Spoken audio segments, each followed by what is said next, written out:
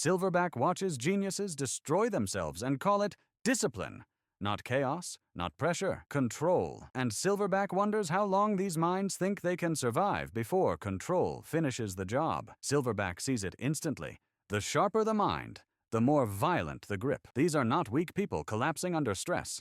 These are capable, respected minds tightening control until it turns lethal. Control doesn't arrive as panic. It arrives as standards, as preparation, as being on top of things. And that is exactly why it goes unnoticed. Silverback sees brains that never stand down, supervising, forecasting, double-checking, scanning for risks that do not exist yet. Nothing is allowed to pass uninspected. No moment ends cleanly. No day ever fully closes. From the outside, it looks impressive. Inside, the nervous system never powers down. Silverback asks the question these minds avoid. If nothing ever ends, how long can the system pretend it's in control? This is where the damage starts. Silverback watches the same scene repeat at night.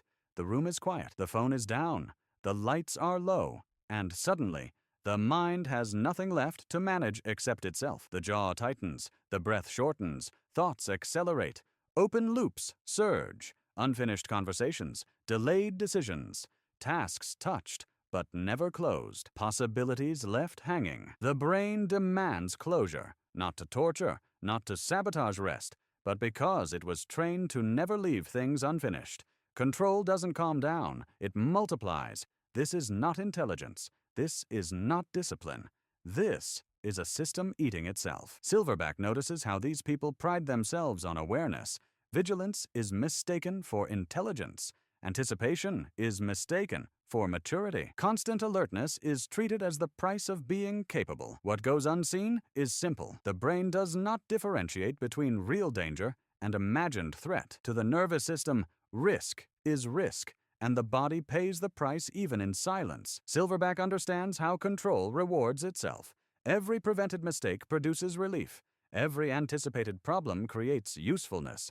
That relief trains the system. Stay alert. Stay in charge. Never stand down completely. Over time, stillness feels unsafe. Silence feels irresponsible. Doing nothing feels negligent. Rest becomes suspicious. Relaxation feels like losing grip. Silverback sees the language shift before collapse happens. Anxiety becomes being prepared. Exhaustion becomes optimizing. Inability to rest becomes thinking things through.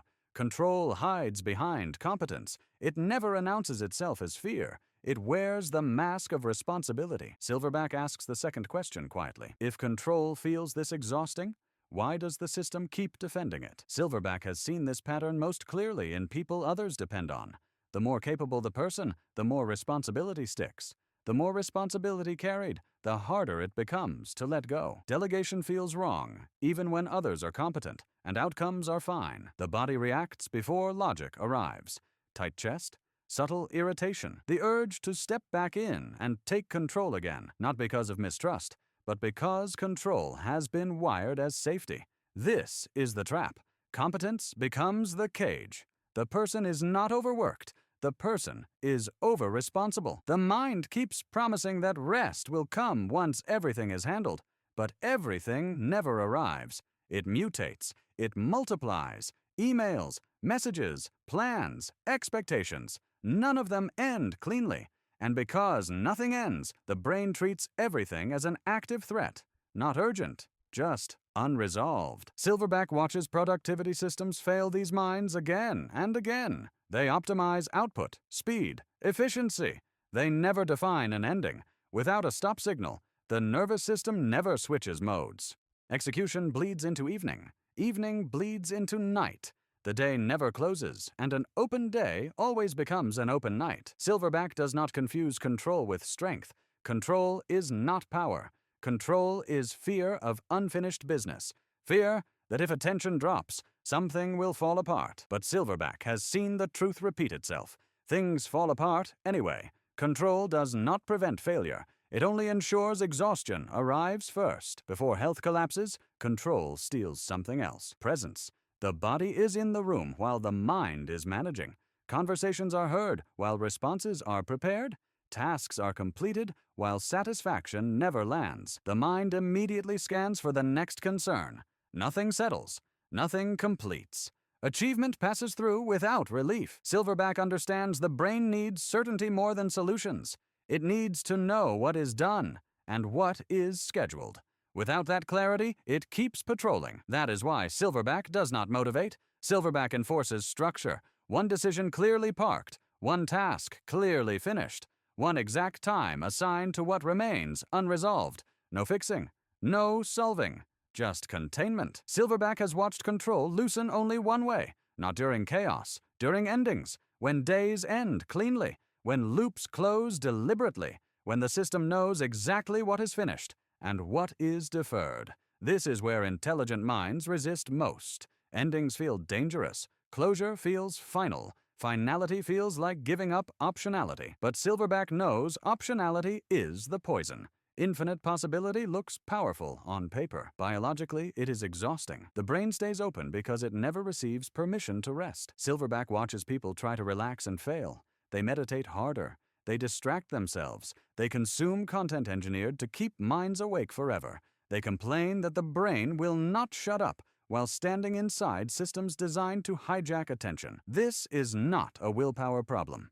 It is architecture. The fix is not emotional letting go. It is structural closure. Days must end cleanly. Decisions must have containers. Tasks must have stopping points. The brain does not need reassurance. It needs an ending. Silverback has seen how fast things change once this is installed. One open loop closed deliberately. One decision deferred with a specific time. One boring, repetitive shutdown ritual that marks the end of the day.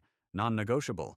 Predictable. The brain learns the signal and powers down. Tension dissolves, not because problems disappear, but because the brain trusts they will be handled later. Certainty calms more than solutions ever will. Predictability of endings matters more than predictability of outcomes. Silverback sees clarity return. Effectiveness increases. Choices sharpen. Energy stops leaking into imaginary futures. The mind shifts from managing everything to choosing what actually matters. Silverback knows the final truth. Geniuses do not lose control when things fall apart.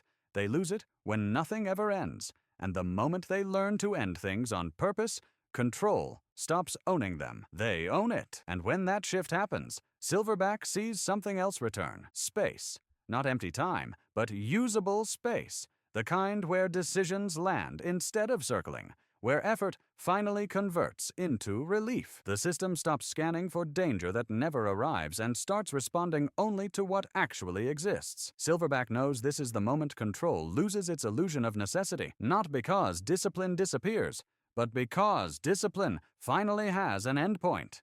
Days end. Minds settle. Energy stops leaking into tomorrow before today is finished. That is how control is reclaimed, not by gripping harder, but by ending deliberately. When the day is closed on purpose, the system stands down on its own. And for the first time, control serves the mind instead of consuming it.